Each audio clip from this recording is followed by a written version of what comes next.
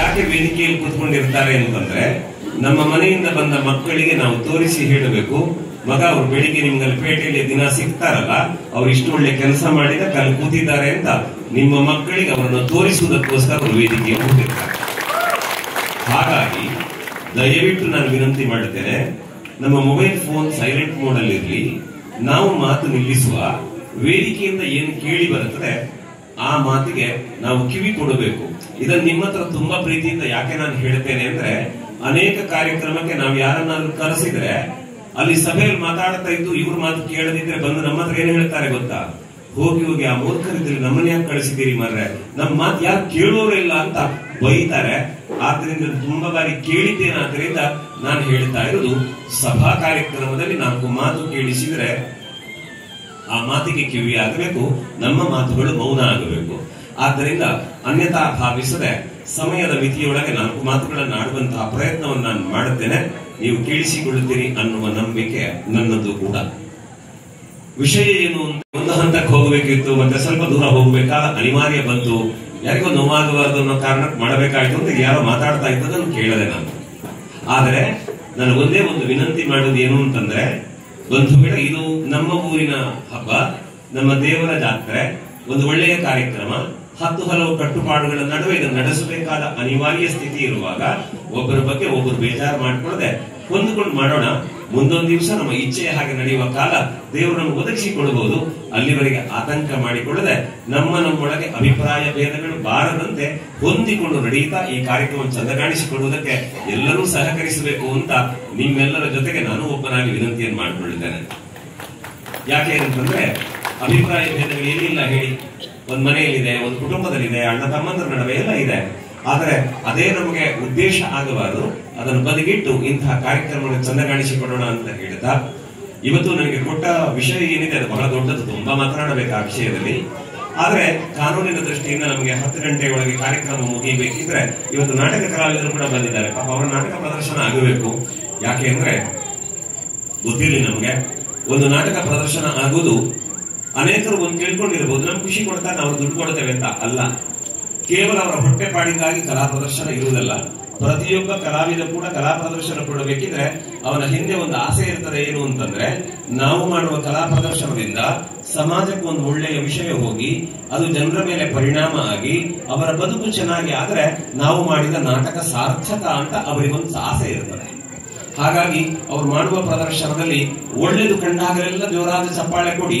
ಏನಾದ್ರೂ ತಪ್ಪು ವ್ಯತ್ಯಾಸ ಅಂತ ಕಂಡ್ರೆ ಊರಲ್ಲೆಲ್ಲ ಮಾತಾಡಬೇಡಿ, ಫೇಸ್ಬುಕ್ ಅಲ್ಲಿ, ಯೂಟ್ಯೂಬ್ ಅಲ್ಲಿ, ಇನ್ಸ್ಟಾಗ್ರಾಮ್ ಅಲ್ಲೆಲ್ಲ ಚರ್ಚೆ ಮಾಡಬೇಡಿ. ಎಲ್ಲ ಹಿಂದೆ ಹೋಗಿ ಅವರ ಹತ್ರ ಹೇಳಿ, ಅಣ್ಣ ಒಂದು ಹೀಗೆ ಸಣ್ಣ ವ್ಯತ್ಯಾಸ ಅಂತ ಕಾಣುತ್ತದೆ, ಅದನ್ನ ಬದಲು ಮಾಡಿಕೊಂಡ್ರೆ ಒಳ್ಳೇದಿತ್ತು ಅಂತ ಅವ್ರ ಹತ್ರ ಹೇಳಿ. ಆಗ ಅವರ ಅಭಿಪ್ರಾಯಗಳನ್ನು ಅವ್ರು ಹೇಳ್ತಾರೆ. ಹಾಗಾಗಿ ಆ ಪ್ರೀತಿಯನ್ನು ಕಲಾವಿದರ ಮೇಲೆ ಇಡಿ, ಅವರು ಕೊಡುವ ಮನರಂಜನೆಯನ್ನು ಆಸ್ವಾದಿಸ್ತಾ ಮಕ್ಕಳಿಗೆ ಒಳ್ಳೆದನ್ನು ಹೇಳಿಕೊಡ್ತಾ ಬರೋಣ. ಇನ್ನು ಕಾರ್ಯಕ್ರಮ ಮುಗಿದ ಮೇಲೆ ನಮಗೆ ಹೇಳಿ ಪುರುಸೋತಿರೋದಿಲ್ಲ. ನಿಜವಾಗಿ ನಾವು ಧನ್ಯವಾದ ಕೊಡಬೇಕಾದ್ದು ಇನ್ನೊಂದು ದೊಡ್ಡ ವ್ಯಕ್ತಿತ್ವ ಯಾವುದು ಅಂತ ಕೇಳಿದ್ರೆ, ಅಲ್ಲಿ ಮೈಕ್ ಸೆಟ್ ಕೂತ್ಕೊಳ್ತಾರಲ್ಲ, ಅವರಿಗೆ ಇಷ್ಟುದ್ದದ ವೈಭವದ ಮೆರವಣಿಗೆ, ನಮ್ಮ ಭಜನೆ, ಸಂಭ್ರಮ ಊರಿಗೆಲ್ಲ ಕೇಳಿಸುವ ಹಾಗೆ ಮಾಡುವವರು ಅವರು. ಅವರಿಗೊಂದು ಚಪ್ಪಾಳೆ ಕೊಡಿ ಮೊದಲು, ಮಾತಾಡುತ್ತಾರೆ. ಇವತ್ತಿನ ಈ ಕಾರ್ಯಕ್ರಮದಲ್ಲಿ ನನಗೆ ಅತ್ಯಂತ ಸಂತೋಷ ಅನಿಸಿದ್ದೇನು ಅಂತ ಕೇಳಿದ್ರೆ, ಒಂದು ಕಡೆಯಲ್ಲಿ ಒಂದಷ್ಟು ಜನ ಮಕ್ಕಳು ಭಜನೆ ಮಾಡುತ್ತಾ ಬಂದು ರೋಮಾಂಚನಕ ಆದದ್ದು ಯಾಕೆ ಅಂತ ಕೇಳಿದ್ರೆ, ಒಂದು ಭಾರತಾಂಬೆಯ ಚಿತ್ರವನ್ನು ನೀವು ಮೆರವಣಿಗೆಯಲ್ಲಿ ತಂದಿದ್ದೀರಿ. ಬಹಳ ಖುಷಿ ಆಯ್ತು. ಯಾಕೆ ಅಂತ ಕೇಳಿದ್ರೆ ಭಾರತ ಅಂದ್ರೆ ಆಕೆಯನ್ನು ಭಾರತಿ ಅಂತ ಕರೀತೇವೆ. ಭಾರತೀಯೇ ನಮ್ಮ ಪಾಲಿನ ಭಾಗ್ಯವತಿ. ನಮಗೆಲ್ಲ ಭಾರತದಲ್ಲಿ ಹುಟ್ಟಿದ್ದಕ್ಕೆ ತುಂಬಾ ಸಂತೋಷ ಇರಬೇಕು. ಭಾರತ ಅನ್ನುವ ಶಬ್ದಕ್ಕೆ ಏನು ಅರ್ಥ ಅಂತ ಕೇಳಿದ್ರೆ, 3 ಅಕ್ಷರಗಳಿಗೆ 3 ಅರ್ಥವನ್ನು ಹೇಳ್ತಾರೆ. ಭಾ ಅನ್ನುವ ಅಕ್ಷರ ಇದೆ, ಭಾತಿ ಸರ್ವೇಶು ವೇದೇಶು ಅಂದ್ರೆ ಎಲ್ಲ ವಿಶಿಷ್ಟವಾದಂತಹ ಜ್ಞಾನದ ಬೆಳಕಿನಿಂದ ಬೆಳಗುವಂತಹ ದೇಶ ಅಂತ ಅರ್ಥ. ರತಿ ಸರ್ವೇಶು ಜಂತುಷು ಅಂದ್ರೆ ಎಲ್ಲರಿಗೂ ಸಂತೋಷವನ್ನು ಕೊಟ್ಟ ಭೂಮಿ ಅಂತ ಅರ್ಥ. ಎಲ್ಲರಿಗೆ ಸಂತೋಷ ಕೊಟ್ಟದ್ದು ಹೇಗೆ ಅನ್ನೋದಕ್ಕೆ ತುಂಬಾ ಕಥೆ ಇದೆ, ಎರಡನ್ನು ಉಲ್ಲೇಖ ಮಾಡುತ್ತೇನೆ. ಒಂದನೇದು ನಮಗೆ ಗೊತ್ತಿರಬೇಕಾದ ಏನು ಅಂತಂದ್ರೆ, ಈ ನೆಲದಲ್ಲಿ ನಮಗೆ ಎಲ್ಲವೂ ದೇವರೇ. ಯಾವುದು ದೇವರಲ್ಲ ಹೇಳಿ? ಬೀಸುವ ಗಾಳಿ, ಉರಿಯುವ ಬೆಂಕಿ, ಕುಡಿಯುವ ನೀರು, ಕಾಣುವ ಮರ, ಬಂಡೆಕಲ್ಲು, ಹುತ್ತ, ಹಾವು, ಹಕ್ಕಿಗಳು, ಹೆತ್ತ ತಾಯಿ, ಜನ್ಮ ಕೊಟ್ಟ ತಂದೆ, ವಿದ್ಯೆ ಕಲಿಸಿದ ಗುರು, ಮನೆಗೆ ಬಂದ ನೆಂಟರು, ನಾವು ಹತ್ತುವ ವೇದಿಕೆ ಸಮೇತ ನಮ್ಮ ಪಾಲಿಗೆ ದೇವರೇ. ಅಂದ್ರೆ ಎಲ್ಲರಲ್ಲೂ ದೈವತ್ವವನ್ನು ಕಂಡಂತಹ ಒಂದು ಪರಂಪರೆ ನಮ್ಮದ್ದು. ಹಾಗಾಗಿ ಎಲ್ಲರಿಗೂ ಸಂತೋಷ ಕೊಟ್ಟೆವು. ಇನ್ನೊಂದು, ನಮ್ಮ ಕಾರ್ಯಕ್ರಮಗಳು ಆಗಬೇಕಿದ್ರೆ ಎಷ್ಟೋ ಜನಕ್ಕೆ ಇದರಿಂದ ಜೀವನೋಪಾಯಗಳು ಬರುತ್ತವೆ. ಅದನ್ನು ಪ್ರೀತಿಯಿಂದ ಕೊಟ್ಟಿದ್ದೇವೆ. ಕಾರ್ಯಕ್ರಮ ಮಾಡಿ ಹೊರಡುವವರಿಗೆ ಈಗ ಮೈಕ್ ಸೆಟ್ ಇರ್ಬೋದು, ಸ್ಟೇಜ್ನವರು ಮತ್ತೊಂದು ಮಗದೊಂದು ಇದ್ರು, ಅವರಿಗೆ ದುಡ್ಡು ಕೊಡುವಾಗ ನಾವೆಲ್ಲ ಹೀಗೆ ಬಿಸಾಡಿ ಹೋಗುವುದಿಲ್ಲ. ಬಹಳ ಗೌರವದಿಂದ ಕೊಟ್ಟು, ಸ್ವಾಮಿ ಕೊಟ್ಟಿದ್ದೇವೆ, ಕಾರ್ಯಕ್ರಮ ಚಂದ ಮಾಡಿದ್ದೀರಿ, ದೇವರು ಒಳ್ಳೇದು ಮಾಡಲಿ ಅಂತ ಗೌರವದಿಂದ ಕೊಟ್ಟು ಕೈ ಮುಗಿಯುತ್ತೇವೆ. ಯಾಕಂದ್ರೆ ದುಡಿದವನಿಗೆ ದುಡ್ಡು ಕೊಡುವಾಗಲೂ ನಮಗೆ ದೇವರಿಗೆ ಕೊಟ್ಟಿದ್ದೇವೆ ಅನ್ನುವ ಭಾವನೆ ಇರುತ್ತದೆ. ಇಂತಹ ಭಾವನೆಯ ಜೊತೆ ಬದುಕಿದೆವು. ಹಾಗಾಗಿ ಎಲ್ಲರಿಗೂ ಸಂತೋಷ ಕೊಟ್ಟ ಭೂಮಿ ಒಂದು. ಇನ್ನೊಂದು ಏನು ಅಂತ ಕೇಳಿದ್ರೆ, ಬಹುಶಃ ನಾವೆಲ್ಲ ಇಲ್ಲಿಂದ ಇನ್ನು ಬೇರೆ ಬೇರೆ ದೇಶಗಳಿಗೆ ಹೋಗ್ಬೇಕಿದ್ರೆ ಏನಾಗ್ತದೆ ಗೊತ್ತಾ? ಅಲ್ಲಿ ಹೇಳ್ತಾರೆ, ನಿಮ್ಮ ಕೈಯಲ್ಲಿದ್ದ ನೂಲು, ಕುತ್ತಿಗೆಯಲ್ಲಿದ್ದ ಮಾಲೆ, ಕೊರಳಿಂದ ಕರಿಮಣಿ, ಮೂಗುತಿ, ಹಣೆ, ಕುಂಕುಮ ಎಲ್ಲ ತೆಗಿಬೇಕು, ನಿಮ್ಮ ದೇವರ ಫೋಟೋ ತರಬಾರ್ದು, ಶಂಖ, ಜಾಗಟೆ, ಧೂಪ, ಆರತಿ ಎಲ್ಲ ಕೇಳಬಾರ್ದು ಅಂತಾರೆ. ಆದ್ರೆ ನೀವು ಒಮ್ಮೆ ಯೋಚನೆ ಮಾಡಿ, ಜಗತ್ತಿನ ಯಾವ ಕಡೆಯಿಂದ ಭಾರತಕ್ಕೆ ಯಾರು ಬರುವುದಾದ್ರೂ ಅವರು ಹೇಗೆ ಬಂದರೂ ಕೂಡ ಚಿಂತಿಲ್ಲ, ಖಂಡಿತವಾಗಿ ಬನ್ನಿ. ನಿಮ್ಮಷ್ಟಕ್ಕೆ ನಿಮ್ಮ ಆಚರಣೆಗಳೊಂದಿಗೆ ಇನ್ನೊಬ್ಬರಿಗೆ ತೊಂದರೆಯಾಗದಂತೆ ನೀವು ಬದುಕಿದರೆ ನಿಮ್ಮ ಒಡ ಹುಟ್ಟಿದ ಅಣ್ಣ ತಮ್ಮಂದಿರಂತೆ ನಿಮಗೆ ನಾವು ಬೆಂಬಲವಾಗುತ್ತೇವೆ ಅಂತ ಎಲ್ಲರನ್ನೂ ಸ್ವಾಗತ ಮಾಡಿದ ಜಗತ್ತಿನ ಏಕೈಕ ರಾಷ್ಟ್ರ ಭಾರತ. ಇದಕ್ಕೆ ನಮಗೆ ಖುಷಿ ಆಗಬೇಕಾದ್ದು. ಕೇಳಿದಂತೆ ಎಷ್ಟು ಜನ ನಮ್ಮ ಮೆರವಣಿಗೆ ಹೋಗುವ ಕೆಲವರೆಲ್ಲ ಕಲ್ಲು ಹೊಡೆಯುವ ಸುದ್ದಿ ಕೇಳಿದ್ದೇವೆ. ಆದ್ರೆ ಇನ್ನೊಬ್ಬರ ಮೆರವಣಿಗೆ ನಾವು ಕಲ್ಲು ಹೊಡಿಲೇ ಇಲ್ವಲ್ಲ. ಯಾಕೆ ಮಾಡಲಿಲ್ಲ ಅಂತಂದ್ರೆ ನಮಗೆ ಗೊತ್ತಿದೆ, ನಮ್ಮ ದೇಶದಲ್ಲಿ ನಡೆಯುವಂತಹ ಕಾರ್ಯಕ್ರಮಗಳು ಯಾರದ್ದಾದ್ರೂ ಕೂಡ ಅವರ ಆತ್ಮಸಂತೋಷಕ್ಕಾಗಿ ಮಾಡ್ತಾರೆ, ಅವರ ಶ್ರದ್ಧೆಯಿಂದ ಮಾಡ್ತಾರೆ. ಅದಕ್ಕೆ ನಮ್ಮಿಂದ ತೊಡಕಾಗಬಾರದು ಅಂತ ಭಾವಿಸಿದ ಒಂದು ಪುಣ್ಯ ಭೂಮಿ ಇದ್ರೆ ಅದು ಭಾರತ. ಹಾಗಾಗಿ ಪ್ರತಿ ಸರ್ವೇಶು ಜಂತುಷು ತರಣಂ ಸರ್ವತೀರ್ಥಾನಾಂ ಅಂತ ಹೇಳ್ತಾರೆ. ನಮ್ಗೆ ಗೊತ್ತಿದೆ, ನೀವೆಲ್ಲ ಕೇಳಿದ್ದೀರಿ, ಎಂತೆಂತಹ ಪಾವನ ನದಿಗಳು ಹರಿದು ಇವತ್ತು ಕುಂಭಮೇಳದ ಕಥೆ ಕೇಳಿದ್ರೆ ಕೋಟ್ಯಂತರ ಜನ ಇಂದು ಪಾವನರಾಗುತ್ತಾರೆ. ಹಾಗಂತ ಭೂಮಿಯನ್ನು ದೇವರು ಅಂತ ನಂಬದವರಿಗೆ, ಹರಿಯುವ ನೀರು ದೇವರಲ್ಲ ಅಂತ ಹೇಳುವವರಿಗೆ, ನಿಂತ ಮರವನ್ನು ದೇವರಲ್ಲ ಅಂತ ಗೌರವಿಸುವವರಿದ್ರೆ, ದೇವರಲ್ಲ ಅಂತ ಹೇಳುವವರಿದ್ರೆ ಒಂದು ಅರ್ಥ ಮಾಡಿಕೊಳ್ಳಬೇಕು. ಏನು ಅಂದ್ರೆ, ಉಸಿರಾಡ್ಲಿಕ್ಕೆ ಗಾಳಿ ಬೇಕು ಅಂದ್ರೆ ಮರ ಇರಬೇಕು, ಬದುಕಲಿಕ್ಕೆ ಜೀವ ಬೇಕಂತಾದ್ರೆ ಕುಡಿಲಿಕ್ಕೆ ನೀರು ಬೇಕು, ನಿಲ್ಲುವುದಕ್ಕೆ ಜಾಗ ಬೇಕು ಅಂದ್ರೆ ಭೂಮಿ ಬೇಕಲ್ಲ. ಅದನ್ನು ವಿರೋಧ ಮಾಡುವವನು ಕೂಡ ಅದನ್ನು ಬಿಟ್ಟು ಬದುಕುವುದಕ್ಕೆ ಸಾಧ್ಯ ಇಲ್ಲ. ಹಾಗಾದ್ರೆ ನಾವ್ಯಾಕೆ ಅದನ್ನು ದೇವರು ಅಂತ ಕರೆದೆವು ಅಂತಂದ್ರೆ, ಭಾರತೀಯ ಪರಂಪರೆಯಲ್ಲಿ ಒಳ್ಳೆಯ ಒಂದು ಮಾತಿದೆ, ಜನಿತಾಚ ಉಪನೇತಾಚ ಯಶ್ಚ ವಿದ್ಯಾಂ ಪ್ರಯಚ್ಛತಿ ಅನ್ನದಾತ ಭಯತ್ರಾತ ಪಂಚೈತೆ ವಿಗ್ರಹ ಸ್ಮೃತಃ ಅಂತ. ಅಂದ್ರೆ ಜನ್ಮ ಕೊಟ್ಟವನು, ನಮಗನ್ನ ಕೊಟ್ಟವನು, ಆಪತ್ಕಾಲದಲ್ಲಿ ನಮ್ಮನ್ನು ರಕ್ಷಣೆ ಮಾಡಿದವರೆಲ್ಲರೂ ಕೂಡ ಜನ್ಮ ಕೊಟ್ಟ ತಂದೆಗೆ ಸಮಾನ ಅಂತ ಗೌರವಿಸಬೇಕಾದ ಪರಂಪರೆ ನಮ್ಮದಾದ್ದರಿಂದ ಯಾವ ಕಾರಣದಿಂದ ನಮ್ಮ ಬದುಕನ್ನು ನಾವು ಕಟ್ಟಿಕೊಳ್ಳುತ್ತೇವೆ ಅದು ಎಲ್ಲವೂ ಕೂಡ ನಮ್ಮ ಪಾಲಿಗೆ ದೇವರು ಅಂತ ನಂಬಿ ಬದುಕುವಂತಹ ಭಾವನೆ ಉಳ್ಳ ನೆಲ. ಅಂತಹ ಭಾರತದಲ್ಲಿ ನಾವು ಹುಟ್ಟಿದ್ದೇವೆ ಅಂತ ಖುಷಿ ಪಡಬೇಕು. ಇವತ್ತು ಏನಾಗಿದೆ ಅಂತ ಕೇಳಿದ್ರೆ, ನಾವು ಜಾತಿಯ ಬಗ್ಗೆ ಮಾತನಾಡುತ್ತೇವೆ, ಆ ಜಾತಿ ಈ ಜಾತಿ ಅಂತ ಮಾತಾಡುತ್ತೇವೆ. ತಪ್ಪಲ್ಲ. ಪ್ರತಿಯೊಂದು ಜಾತಿಗೂ ಕೂಡ ಅದರದ್ದೇ ಆದ ಸಂಪ್ರದಾಯ ಇದೆ, ಅದರದ್ದೇ ಆದ ಹಿನ್ನೆಲೆ ಇದೆ. ಆ ಜಾತಿಯಲ್ಲಿ ಹುಟ್ಟಿ ಬಂದಂತಹ ವೀರರಿದ್ದಾರೆ, ಸಾಧಕರಿದ್ದಾರೆ, ಶ್ರೇಷ್ಠರಿದ್ದಾರೆ. ಆದ್ರೆ ಒಂದು ಜಾತಿಯ ಆಚರಣೆಗಳನ್ನು ಅವರ ಜೊತೆಗೆ ನಾವಿದ್ದೇವೆ ಅನ್ನುವ ಕಾರಣಕ್ಕೆ ಅವರ ಆಚರಣೆಗಳನ್ನು ನಾವು ಮಾಡುವುದಲ್ಲ. ಯಾರೋ ಮೆಹಂದಿ ಮಾಡುತ್ತಾರೆ, ಮದರಂಗಿ ಮಾಡುತ್ತಾರೆ ಅಂತ ಆ ಸಂಪ್ರದಾಯ ಇಲ್ಲದವ್ರ ಮನೆಯಲ್ಲಿ ಮದರಂಗಿ ಶುರು ಮಾಡುವುದಲ್ಲ. ಯಾಕೆಂದ್ರೆ ಅದು ಆ ಸಮುದಾಯದ ಪರಂಪರೆಯಿಂದ ಬಂದಂತಹ ಒಳ್ಳೆಯ ವಿಚಾರ. ಅದು ಅಲ್ಲಿರುವ ಒಳ್ಳೆಯ ವಿಚಾರಗಳನ್ನ ಗ್ರಹಿಸಬೇಕು. ನಮಗೆ ಗೊತ್ತಿದ್ದ ಹಾಗೆ ಮೊದಲಂತಹ ಕಾರ್ಯಕ್ರಮಗಳಾಗಬೇಕಿದ್ರೆ ಮಧ್ಯ ಮಾಂಸ ಎಲ್ಲ ಇತ್ತಂತೆ.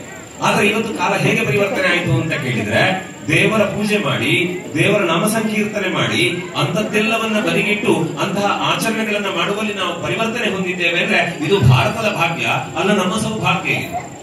ಹಾಗಾಗಿ ಆ ಪ್ರತಿಯೊಂದು ಸಮುದಾಯದ ಆಚರಣೆಗಳನ್ನ ಗೌರವಿಸ್ತಾ ನಮ್ಮದೇ ಆಚರಣೆಯಲ್ಲಿ ಬದುಕನ್ನ ಕಟ್ಟಿಕೊಳ್ಳುವುದಕ್ಕೆ ಅವಕಾಶ ಇರುವ ಭೂಮಿ ಇದು. ಹಾಗಂತ ಅದರಿಂದ ಆಚೆಗೆ ನಾವು ಯೋಚನೆ ಮಾಡಿದ್ರೆ ನಮ್ಮ ಜಾತಿ ಮತ ಸಂಪ್ರದಾಯ ಎಲ್ಲಿರಬೇಕು ಅಂತಂದ್ರೆ ನಮ್ಮ ಮನೆಗೆ, ನಮ್ಮ ಮನೆಯ ಅಂಗಳಕ್ಕೆ, ನಮ್ಮ ಮನೆಯ ಮದುವೆಗೆ ಹೊರತು ಅದರಿಂದ ನೀವು ಆಚೆಗೆ ಬಂದ್ರೆ ನಾವು ಭಾರತೀಯರು ಅನ್ನುವ ಭಾವದಿಂದ ಬದುಕಬೇಕು. ಇವತ್ತು ಡಾಕ್ಟರ್ ವೇದಿಕೆಯಿಂದ ಖುಷಿ ಅನ್ನಿಸ್ತು. ಅವಳು ಬಹಳ ಖುಷಿಯಿಂದ ಹೇಳ್ತಾರೆ, ನಾನು ಹುಟ್ಟಿದ ಊರಿದು ಕೊಕ್ಕರಾಡಿ, ನಾನು ಉದ್ಯಾನದಲ್ಲಿ ವೈದ್ಯನಾಗಿ ವೈದ್ಯಕೀಯ ಶಿಕ್ಷಣವನ್ನ ಪಡೆದೆ, ನನ್ನ ಊರಿನಲ್ಲೇ ನನ್ನ ಸೇವೆ ಇವತ್ತು ಮಾಡ್ತಾ ಇದ್ದೇನೆ ಅಂತ. ನಿಮ್ಗೆ ಖುಷಿ ಆಗಬೇಕು. ನಾನು ಹೇಳಿದ್ನೆಲ್ಲ ವೇದಿಕೆಯಲ್ಲಿ ಯಾಕೆ ಕೂತ್ಕೊಳ್ತಾರೆ ಅಂದ್ರೆ, ನಮ್ಮ ಮಕ್ಕಳಿಗೆ ತೋರಿಸಿ ಹೇಳಬೇಕು, ಮಗ ಡಾಕ್ಟರ್ ಇದೇ ಊರಲ್ಲಿ ಹುಟ್ಟಿದವರು, ಅಲ್ಲಿ ಹೋಗಿ ಬಂದು ಮತ್ತೆ ಊರಲ್ಲೇ ಇದ್ದಾರೆ ಮಗ, ನೀವು ಬೆಳೆದು ದೊಡ್ಡವರಾದಾಗ ಒಳ್ಳೆ ಕೆಲಸ ಮಾಡುದಾದ್ರೆ ಈ ಊರಿಗೆ ಮಾಡಬೇಕು ಅಂತ ಹೇಳಲಿಕ್ಕೆ ನೀವು ಡಾಕ್ಟರ್ ತೋರಿಸಬೇಕಲ್ಲ ನಿಮ್ಮ ಮಕ್ಕಳಿಗೆ. ಹಾಗೆ ಒಂದಿಷ್ಟು ಜನ ಕೂತಿದಾರಲ್ಲ ಕೇಸರಿ ಶಾಲ ಹಾಕೊಂಡು, ಅವರೆಲ್ಲ ಯಾರು ನಿಮ್ಗೆಲ್ಲ ಕುಟುಂಬಸ್ಥರಲ್ಲ. ದಿನ ಬೆಳಗಾದ್ರೆ ಇನ್ನು ಅವ್ರ ಕೆಲ್ಸಕ್ಕೆ ಅವ್ರು ಹೋಗ್ತಾರೆ, ನಿಮ್ಮ ಕೆಲ್ಸಕ್ಕೆ ನೀವು ಹೋಗ್ತೀರಿ. ಆದ್ರೆ ಕೊಕ್ರಾಡಿ ಅನ್ನೋ ಊರಿನ ಹೆಸರು ಬಂದಾಗ ಅವರೆಲ್ಲ ನಮ್ಮವರು ಅಂತ ಪ್ರೀತಿಸ್ತೇವಲ್ಲ. ನಮ್ಮ ಮಕ್ಕಳಿಗೆ ಹೇಳಬೇಕಾದ್ದು, ಮಗ ಊರಿನ ವಿಷಯ ಬಂದಾಗ ನಾವು ಎಲ್ಲವನ್ನು ಬದಿಗಿಟ್ಟು ನಾವೆಲ್ಲ ಒಂದು ಅನ್ನುವ ಭಾವದಿಂದ ಜೊತೆಯಾಗಬೇಕು. ಆ ಕೆಲಸ ಅವ್ರು ಮಾಡ್ತಾರೆ, ಅದಕ್ಕಾಗಿ ನೋಡಿ ಅಂತ ಮಕ್ಕಳಿಗೆ ಅದನ್ನು ತೋರಿಸಬೇಕು. ಅದು ಬಿಟ್ರೆ ಅಲ್ಲೆಲ್ಲೋ ಟ್ವಿಸ್ಟರ್ ಸಿಗ್ತದೆ, ವಾತಾವರಣ ಸಿಗ್ತದೆ, ಅದನ್ಕೊಂಡು ಮನೆಗೆ ಹೋಗುದಲ್ಲ. ಈ ಸಭಾ ಕಾರ್ಯಕ್ರಮ ಮಾಡುವುದು ಆ ಕಾರಣಕ್ಕೆ. ಅದರಿಂದ ಆಚೆಗೆ ನಾವಿತ್ತು ಯೋಚನೆ ಮಾಡಬೇಕಾದ ಕಥೆ ಏನು ಅಂತಂದ್ರೆ, ನಾವೆಲ್ಲ ಭಾರತೀಯರು ಅನ್ನುವ ಭಾವದಿಂದ ಬದುಕದಿದ್ರೆ ಪರಿಸ್ಥಿತಿ ಏನಾಗುತ್ತದೆ ನಿಮ್ಗೆಲ್ಲ ಗೊತ್ತಿರಬಹುದಲ್ಲ. ಸಿಂಧೂರ ಸಿಂಧೂರ ಅಂತ ಹೆಸರು ಕೇಳಿದ್ದೀರಿ ನೋಡಿ. ಒಬ್ಬಾಕೆ ಹೆಣ್ಣಿನ ಕಣ್ಣ ಮುಂದೆ ತನ್ನ ಮಗುವಿನ ಮುಂದೆ ತನ್ನ ಗಂಡನನ್ನು ಕೊಂದಾಗ ಅವಳು ಬೊಬ್ಬೆ ಇಕ್ಕಿದ್ರೆ ಹೋಗಿ ಹೇಳದ್ನಲ್ಲ, ಹೋಗು ಮೋದಿಗೆ ಹೇಳು ಅಂತ ಬೈದ್ರಲ್ಲ. ಈ ದೇಶದ ಪ್ರಧಾನಿಗೆ ಬಂದು ಹೇಳಿದ್ದಕ್ಕೆ ಕೊಟ್ಟ ಉತ್ತರ ಏನು ಅಂತ ಕೇಳಿದ್ರೆ, ಆವತ್ತು ಯಾರೋ ಜಗದ್ಗುರುಗಳೊಬ್ಬರು ಹೇಳ್ತಾ ಇದ್ರು, ಅಲ್ಲೊಂದು ಕಡೆ ಇಲ್ಲಿ ದುಷ್ಟ ಸಂಹಾರ ನಡೀತಾ ಇದೆ, ದೇವಿ ಮಾಡ್ತಾ ಇದ್ದಾಳೆ ಅಂತ ಕಳೆದ ನವರಾತ್ರಿಯ ಸಂದರ್ಭದಲ್ಲಿ ಆಡಿದ್ರು. ನಾನು ಹೇಳ್ತಾ ಇರೋದು ಏನು ಅಂತ ಕೇಳಿದ್ರೆ, ಯಾವ ದೇಶದ ಒಬ್ಬ ಹೆಣ್ಣು ಮಗಳ ಹಣೆಯ ಕುಂಕುಮವನ್ನು ಬರೆಸಿದ್ರೆ ಅದಕ್ಕೆ ಸರಿಯಾದ ಉತ್ತರ ಕೊಡುವ ಕಾಲಕ್ಕೆ ಇವತ್ತು ಈ ಭಾರತ ಬೆಳೆದು ನಿಂತಿದೆಯಲ್ಲ, ಆ ದೇಶದ ಪ್ರಜೆಗಳು ಅಂತ ಹೇಳಿಕೊಳ್ಳುವುದಕ್ಕೆ ನಮಗೆ ಆತ್ಮವಿಶ್ವಾಸ ಇರಬೇಕು. ನಮಗೆ ಒಂದು ಮಾತು ಹೇಳ್ತಾರೆ ಏನು ಗೊತ್ತಾ, ಭಾರತಾಂಬೆಯ ಜನಿಸಿ ನಿನ್ನೋಳು ಧನ್ಯನಾದಿರು ದೇವಿಯೇ, ನಿನ್ನ ಪ್ರೇಮದಿ ಬೆಳೆದು ಜೀವವು ಮಾನ್ಯವಾದುದು ತಾಯಿಯೇ ಅಂತ ಹೇಳ್ತಾ, ನಿನ್ನ ಅಂಕದ ಮಂಗಳಾಂಗಣದಲ್ಲಿ ನಲಿಯುತ್ತ ಬೆರೆದಿರು ಅಂತಾರವರು. ಅಂದ್ರೆ ನಾವು ನೀವೆಲ್ಲ ಓಡಾಡ್ತಿರುವುದು ಎಲ್ಲಿ ಅಂತ ಕೇಳಿದ್ರೆ, ಕಲ್ಲು ಮಣ್ಣು ಕೆಸರಿನ ನಡುವೆ ಅಲ್ಲ, ತಾಯಿ ಭಾರತಾಂಬೆಯ ಮಡಿಲ ಮಗುವಾಗಿ ನಾವು ಕುಣಿತಾ ಇದ್ದೇವೆ ಅನ್ನುವ ಭಾವನೆ ನಮ್ಗಿರ್ಬೇಕಂತೆ. ಅವ್ರು ಮುಂದುವರೆದು ಹೇಳ್ತಾರೆ, ಕುಂದು ಕೊರತೆ ಗಳಿಗವು ನಿನ್ನೋಳು ಆದರೊಲಿಯನು ಅನ್ಯರ ಅಂತ. ಹೆತ್ತ ತಾಯಿಯಲ್ಲಿ ದೋಷ ಉಂಟು ಅನ್ನುವ ಕಾರಣಕ್ಕೆ ಅಮ್ಮನನ್ನು ಬಿಟ್ಟು ಹೋಗುವುದಲ್ಲ. ತಾಯಿ ಮಕ್ಕಳ ಸಂಬಂಧ ಹೇಗಿರಬೇಕು ಅನ್ನೋದಕ್ಕೆ మన ಫೇಸ್ಬುಕ್ ಅಲ್ಲಿ ಒಂದು ಚಿತ್ರ ಬಂದಿತ್ತು. ಒಂದು ಸಿಂಹ ಬಂದು ನಿಂತಿದೆ, ಮರಿ ಜಿಂಕೆ ಹೋಗಿ ಸಿಂಹದ ಬಾಯಿಗೆ ಮುತ್ತು ಕೊಡುತ್ತಾ ಉಂಟು. ಆಗ ಅದನ್ನು ನೋಡಿದ ದೊಡ್ಡ ಜಿಂಕೆ ಕೇಳಿದಂತೆ, ಕುಚ್ಚ ನೀನು ಹೋಗಿ ಸಿಂಹದ ಬಾಯಿಗೆ ಅದಕ್ಕೆ ಯಾಕೆ ಮುತ್ತು ಕೊಡ್ಲಿಕ್ಕೆ ಹೋಗಿದ್ದಿ ಅಂತ. ಆಗ ಮರಿ ಜಿಂಕೆ ಹೇಳದಂತೆ, ಇಲ್ಲಣ್ಣ ಹಾಗಲ್ಲ, ಸ್ವಲ್ಪ ಹೊತ್ತಿನ ಮೊದಲು ನನ್ನ ಅವಳು ಎಲ್ಲಿದ್ದಾಳೆ ಅಂತ ಹುಡುಕ್ತಿದ್ದೇನೆ ಅಂತ. ಗೊತ್ತಿರ್ಲಿ, ನಾವು ಭಾರತವನ್ನು ಮರೆತೇವಾದ್ರೆ, ಇಂತಹ ಕಾರ್ಯಕ್ರಮಗಳಲ್ಲಿ ಬರುವ ಒಳ್ಳೆಯ ವಿಚಾರಗಳನ್ನು ಕೇಳದೆ ಹೋದರೆ, ಇಂತಹ ಸಾರ್ವಜನಿಕ ಕಾರ್ಯಕ್ರಮಗಳಲ್ಲಿ ಮುಕ್ತವಾಗಿ ಭಾಗವಹಿಸದಿದ್ರೆ, ಇಲ್ಲಿ ಇರುವವರೆಲ್ಲ ನಮ್ಮವರು ಅಂತ ನಾವು ಪ್ರೀತಿಸದೇ ಇದ್ರೆ, ಸಿಂಹದ ಬಾಯಿಯಲ್ಲಿ ಅಮ್ಮನನ್ನು ಹುಡುಕಿದ ಹಾಗೆ ನಾಳೆ ನಮ್ಮ ಮಕ್ಕಳನ್ನು ಇನ್ನೊಂದು ಜಾಗದಲ್ಲಿ ಹುಡುಕಬೇಕಾದಂತಹ ಕಷ್ಟದ ಕಾಲ ಬರುತ್ತದೆ. ಅದಕ್ಕಾಗಿ ಎಚ್ಚರಗೊಳ್ಳಿ. ಪ್ರಜ್ಞೆ ಇಲ್ಲ. ಇವತ್ತು ನಾನು ಸುಮಾರು 40,000ಕ್ಕೂ ಮಿಕ್ಕಿ ಶಾಲೆ ಕಾಲೇಜಿನ ಮಕ್ಕಳ ಜೊತೆ ಮಾತನಾಡಿದೆ, ಪೋಷಕರ ಜೊತೆ ಮಾತಾಡಿದೆ, ಶಿಕ್ಷಕರ ಜೊತೆ ಮಾತಾಡಿದೆ. ನಾನು ಹೇಳ್ತಾ ಇರುವುದು ಏನು ಅಂತ ಕೇಳಿದ್ರೆ, ನೀವು ಮಾಡುವ ದೇವರ ಪೂಜೆ ಒಂದು ಕಡೆಯಲ್ಲಿ ಶಾರದೆಗೆ ಕೈ ಮುಗಿಯುವುದಾದ್ರೆ, ಶಾರದಾ ಅನ್ನುವ ಶಬ್ದಕ್ಕೆ ಅಜ್ಞಾನವನ್ನು ನಾಶ ಮಾಡುವಳು ಅಂತ ಅರ್ಥ. ಶಾರಂಭನವ ಅಜ್ಞಾನಂ ಜತಿ ಕಂಠಯತಿ ಇತಿ ಶಾರದಾ ಅಂತ, ಅಜ್ಞಾನವನ್ನು ನಾಶ ಮಾಡತಕ್ಕಂತಹ ಶಕ್ತಿ ಅಂತ ಅರ್ಥ. ಇವತ್ತು ಖುಷಿಯಾದ ಏನು ಅಂದ್ರೆ, ಶಾರದೆಗೆ ಪೂಜೆ ಮಾಡಲಿಕ್ಕೆ ದೇವರ ಚಿತ್ರ ಇಟ್ಟು ಪೂಜೆ ಮಾಡಿದ್ದೀರಿ, ಅಲ್ಲೇ ಮುಂಭಾಗದಲ್ಲಿ ಲಕ್ಷ್ಮಿಯ ಚಿತ್ರ ಇಟ್ಟು ಅವಳನ್ನು ಪೂಜೆ ಮಾಡಿದ್ದೀರಿ ರಂಗೋಲಿಯಲ್ಲಿ. ಹಾಗಾಗಿ ಶಾರದೆಯ ಕಾರಣದಿಂದ ಜ್ಞಾನ ಬರಬೇಕು, ಆ ಜ್ಞಾನದಿಂದ ಸಂಪತ್ತು ಒದಗಿ ಬರಬೇಕು. ಆ ಸಂಪತ್ತು ಇಂತಹ ಒಳ್ಳೆಯ ಕೆಲಸಗಳಿಗೆ ವಿನಿಯೋಗವಾದ್ರೆ ನಾವು ಮನುಷ್ಯರಾಗಿ ಹುಟ್ಟಿದ್ದಕ್ಕೆ ಸಾರ್ಥಕ. ಗೊತ್ತಿರಲಿ ನಿಮಗೆ, ಈ ಪ್ರಪಂಚದಲ್ಲಿ ಯಾವುದೋ ಕಾರಣ ಇಲ್ಲದೆ ನಡೆಯುವುದಿಲ್ಲ. ಹಾಗಾಗಿ ಅಂತಹ ಒಳ್ಳೆಯ ವಿಚಾರಗಳನ್ನ ಗ್ರಹಿಸ್ತಾ ನಮ್ಮ ಬದುಕನ್ನ ಕಟ್ಟಿಕೊಳ್ಳೋಣ.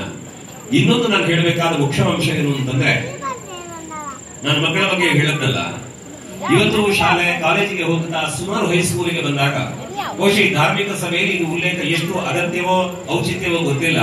ಆದ್ರೆ ನಿಮ್ಮ ಗಮನಕ್ಕಾಗಿ ಹೇಳ್ತೇನೆ, ಮೊನ್ನೆ ಉದಯವಾಣಿ ಪತ್ರಿಕೆ ವರದಿ ಮಾಡುತ್ತದೆ, ಇಡೀ ಕರ್ನಾಟಕದಲ್ಲಿ 3 ವರ್ಷದ ಅವಧಿಯಲ್ಲಿ 80,000ಕ್ಕೂ ಮಿಕ್ಕಿ ಬಾಲಗರ್ಭಿಣಿಯರಿದ್ದಾರೆ ಅಂತ ಒಂದು ಸಮೀಕ್ಷೆ ಹೇಳುತ್ತೆ.